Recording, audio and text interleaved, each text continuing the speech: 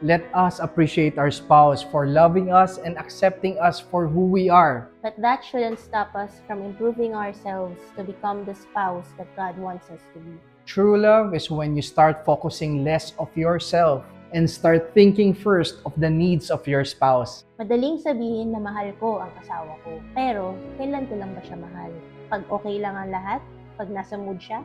E paano na sa pagsubok at sa mga panahong mahina siya? Mamahalin ko pa rin ba siya? The bad news is, we cannot do this on our own. Nako, kung ako lang, away na to. If we will base it in our own standard of love and own level of strength, we will surely fail because we have our limits. Yung kakayahan natin, may hangganan yan.